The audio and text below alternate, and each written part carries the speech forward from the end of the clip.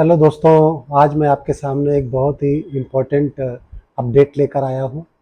Update के पीछे एक थ्योरी है। थ्योरी ये है कि पूरी दुनिया में लोग टैक्सेस से परेशान हैं। मैं डिस्कस करता हूँ, इंडिया में भी डिस्कस करता हूँ जब सिटीज़ में विजिट करता हूँ, और दुबई में भी डिस्कस करता हूँ, तो सभी लोगों का एक ही अप्रहेंशन रहता है कि आज की दुनिया में सभी जगह टैक्सेस बहुत ज़्यादा है। टैक्सेस का जो स्लैब है वो स्लैब ऑलमोस्ट 50% के आसपास पहुंच चुका है। अगर हम लीडिंग कंट्रीज़ की बात करें, starting from the US, UK, Germany, Canada और इंडिया, इंक्लूडिंग इंडिया ऑल्सो, तो कहीं पर 42% है, कहीं 45% टैक्सेस है, including India more than 45% taxes है। This is for the direct and indirect taxes both. Suppose 30% आपका इनकम टैक्स होता है और बाकी चीज़ें हम खरीदते हैं, मार्केट में जाते हैं, तो जीएसटी 18% है और किसी प्रोडक्ट में 28% है। तो ऑल टुगेदर अगर हम देखें, सभी कंट्रीज़ में डायरेक्ट और इनडायरेक्ट टैक्सेस के जो स्लैब्स हैं वो मोर देन 40% के आसपास है।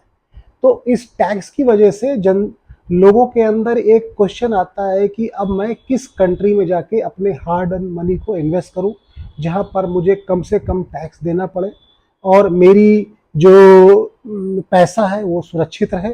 उस पैसे से मैं दूसरी पैसे जगह इन्वेस्ट करके अपने पैसे को हम मल्टीप्लाई कर सकें। तो इन सारे क्वेश्चंस का मैं आज आपको जवाब देने की कोशिश करूंगा।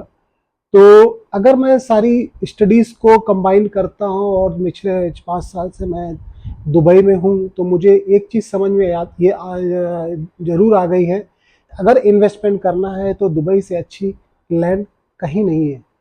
उसका रीज़न मैं बताता हूँ, मैं आपको बताऊँगा कि दुबई में इन्वेस्ट क्यों करना चाहिए। आज की डेट में अगर मैं आपको बताऊं तो दुबई का जो मास्टर प्लान है ये आज का नहीं है, ये मोर देन 40 इयर्स का प्लान है। जो आज के टाइम पे दुबई जिस स्टेज पे खड़ा है, ये इनकी प्लानिंग 40 साल पहले स्टार्ट हो चुकी थी। और उसके साथ साथ 27 साल पहले 1997 में यूएई गवर्नमेंट ने यूएस गवर्नमेंट के साथ डॉलर और दिरहम, जो उनकी लोकल करेंसी, दोनों को पैक कर लिया था। उसका रीजन ये हुआ कि उनकी अपनी अर्थव्यवस्था स्थिर हो गई और जो एक्सचेंज रेट्स थे वो कभी चेंज नहीं हुए पिछले 27 साल से। जो आज की डेट में 3.67 है यूएस डॉलर और दिरहम की जो एक्सचेंज रेट है, this is fix from last 27 years which is 3.67। तो आप कल्पना करिए, 27 साल से अगर किसी कंट्री की एक्सचेंज रेट करेंसी फिक्स है विद डॉलर, तो ये बिल्कुल निश्चित मान के चलिए कि वहाँ पर डेवलपमेंट होगा, गवर्नमेंट स्टेबल रहेगी और उनकी जो इकनॉमी है वो भी स्टेबल रहेगी। किसी भी कंट्री की इकनॉमी और गवर्नमेंट तभी स्टेबल रहती है जब वहाँ की करेंसी स्टेबल रहती है। तो उसके लिए अब मैंने आपको बताया कि 27 साल से अगर वो डॉलर और दिरहम पैग है, तो आप सामने देख सकते हैं कि आज दुबई कहाँ पहुँच चुका है। आपको एक चीज़ मैं और बताना चाहता हूँ कि दुबई में इन्वेस्ट करने से फ़ायदे क्या होते हैं। तो सबसे बड़ा फ़ायदा ये होता है कि उस दुबई सिटी में मोर देन 200 नेशनलिटीज़ के लोग रहते हैं, जो वहाँ पर इन्वेस्ट करते हैं, वहाँ जॉब करते हैं, वहाँ पर उनके अपने बिजनेसेस हैं। और आप कल्पना करिए कि जब पूरे वर्ल्ड से सारी जनता वहाँ पर रह रही है और सारी वर्ल्ड से पैसा आ रहा है, तो उसका कुछ ना कुछ रीज़न होगा, राइट। तो उसका रीज़न मैंने आपको बताया कि स्टेबल करेंसी दे रहे हैं, स्टेबल इकोनॉमी दे रहे हैं, स्टेबल गवर्नमेंट दे रहे हैं। इसकी वजह से वो आज सिटी ग्रो कर रही है। दूसरा बड़ा सबसे रीज़न होता है कि जो भी आप इन्वेस्ट करते हैं, चाहे आप प्रॉपर्टी में इन्वेस्ट करते हैं या आप किसी बैंक में किसी प्रोजेक्ट में इन्वेस्ट करते हैं, उस इन्वेस्टमेंट में आपको जो भी रिटर्न्स आते हैं वो टैक्स फ्री है। यूएई गवर्नमेंट आपसे कोई भी टैक्स नहीं लेती है। अगर आप कुछ बिजनेस करते हैं, बिजनेस से रिटर्न्स आते हैं, उस पर 9% टैक्स है। तो आप कल्पना कर लीजिए, जिस कंट्री में 42% टैक्स है और यहाँ पर यूएई में 9% टैक्स है, तो कितना बड़ा गैप है। ये गैप को, फायदे को देखते हुए आज पूरी दुनिया के लोग दुबई में लैंड कर रहे हैं। और अगर आप गूगल पे डेटा करके देखेंगे तो हर साल इंडिया से मोर देन 6,000 7,000 मिलियन। आप एग्जाम्पल के अगर मैं आपको तौर पे बताऊं तो 7,500 पीपल जो माइग्रेंट हुए हैं वो लास्ट 2023 में हुए हैं, और 6,500 लोग चले गए हैं 2022 में। ये सारे मिलियनर्स थे इंडिया के जिन्होंने कंट्री छोड़ दी है। उसमें बहुत से बड़ा चंक जो है वो दुबई जाकर सेटल हो गया है, और इन्होंने अपने वहाँ इन्वेस्टमेंट्स किए हैं और अपने बिजनेस स्टार्ट कर दिए हैं। उसके बाद दूसरा सबसे बड़ा रीजन जो आता है, एक आता है उनका, आज आप किसी कंट्री में जाते हैं तो आपको क्या चाहिए, एक आपको हेल्थ केयर चाहिए होती है, एक आपको एजुकेशन चाहिए होती है। तो जो भी हेल्थ केयर से रिलेटेड हॉस्पिटल है वो सारे ब्रिटिश या अमेरिकन हॉस्पिटल्स हैं। They are, you can imagine, आप, it's a best infrastructure of the world. So infrastructure wise हैं, इतने ग्रैंड्स हैं, और सारे हॉस्पिटल्स में आप 100% इंश्योरेंस फैसिलिटीज़ है। अगर आपके पास इंश्योरेंस है तो आपका इलाज वहाँ फ्री ऑफ कॉस्ट हो जाता है, राइट। तो रही दूसरी बात, रही आपकी एजुकेशन बच्चों के लिए, तो सारे वर्ल्ड क्लास के जितनी भी बोर्ड्स हैं या जिस क्लास के स्कूल्स हैं वो फैसिलिटीज़ भी आपको उस सिटी में मिलती है।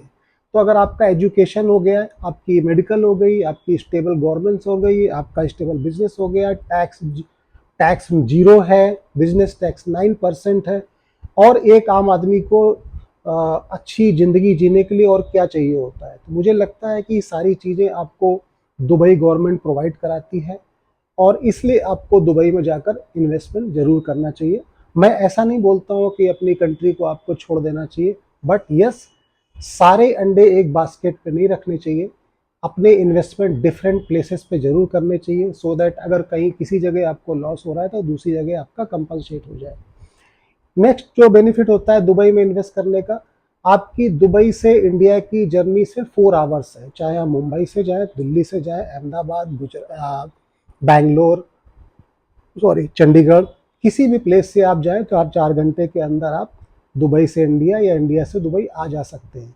इन केस आपका कोई इन्वेस्टमेंट दुबई में है और आपको इमरजेंसी में इंडिया आना है तो आप बड़े आराम से 4 घंटे की फ़्लाइट लेकर वापस भी आ सकते हैं। लैंग्वेज का कोई बैरियर नहीं है। जैसे हम लोग इंडिया में हिंदी में बात करते हैं, डिफरेंट लैंग्वेजेस में बात करते हैं, इंग्लिश में बात करते हैं, वैसे ही सेम लैंग्वेज की आपको वहाँ भी आपको सेम फीलिंग आएगी कि आपको ऐसा कहीं फील नहीं आता है कि आप यूरोपियन कंट्रीज में बैठे हैं या यूएस में बैठे हैं, यूके में बैठे हैं। इसके बाद अगर मैं देखूँ आपको नेक्स्ट जो बेनिफिट मिलता है कि ये पोर्ट सिटी है, दुबई पोर्ट सिटी, जहाँ के पोर्ट्स इतने डेवलप्ड हैं जो कि आपको स्ट्रेटजिक लोकेशन वाइज अगर देखें तो ये सारे वर्ल्ड को कनेक्ट करते हैं, चाहे चाइना सी हो या इंडियन सी हो या आपका श्रीलंका है, यूएस है, यूके, ये सारी जगह से कनेक्ट करते हैं। तो जिस कंट्री के या जिस सिटी के पोर्ट्स डेवलप्ड होते हैं तो बिजनेस अपने आप आता है, और बिजनेस आएगा तो ग्रोथ तो आनी ही है। तो इन सब कुछ वजह से मुझे ऐसा लगता है कि दुबई में आपको आकर इन्वेस्ट करना चाहिए और बेनिफिट्स आप ले सकते हैं। एक जो बड़ा मिथ होता है, मैं लोगों से डिस्कस करता हूँ तो मुझे समझ में आता है कि लोगों के अंदर अभी भी मिथ है, दुबई जाएंगे तो वहाँ पर मैं प्रॉपर्टी ले नहीं सकते, मुझे कोई स्पॉन्सर चाहिए होता है, मुझे लोकल इमराती की स्पॉन्सरशिप चाहिए। तो ये बिल्कुल सरासर गलत है। ये पहले होता था 5 साल पहले कि आपको कोई प्रॉपर्टी में इन्वेस्ट कर रहे हैं तो आपको वहाँ पर लोकल का स्पॉन्सरशिप लेना होगा। अब वैसा नहीं है, आप 100% ओनर होते हैं वहाँ पर। जो प्रॉपर्टी आप परचेज करते हैं, जिस पे इन्वेस्ट करते हैं, वो आपकी फ्री होल्ड प्रॉपर्टी होती है, जैसे कि इंडिया में होती है।